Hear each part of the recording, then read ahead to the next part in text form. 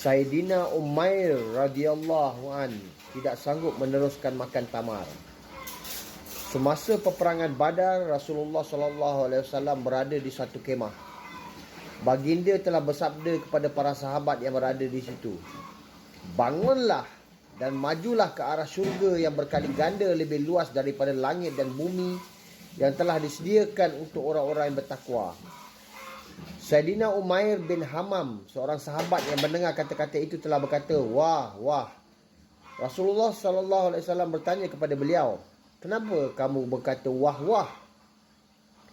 Beliau menjawab, "Ya Rasulullah, saya ingin menjadi salah seorang daripada mereka." Rasulullah SAW bersabda, "Kamu juga ialah salah seorang daripada mereka." Selepas itu, beliau mengeluarkan beberapa biji tamar dari sebuah uncang dan mula memakan buah tamar itu. Kemudian beliau berkata, "Untuk menunggu sehingga tamar-tamar yang ada di dalam tangan ini habis merupakan satu masa yang lama. Sampai bila aku harus menunggu?" Setelah berkata demikian, beliau terus melemparkan tamar-tamar itu lalu menyambar pedang dan menyerbu kumpulan musuh dan terus berperang sehingga beliau gugur syahid. Keterangan: sebenarnya inilah orang yang tahu nilai syurga dan meyakini kewujudan dan kenikmatannya. Sekiranya kita juga mendapat keyakinan tersebut, maka semua urusan menjadi mudah.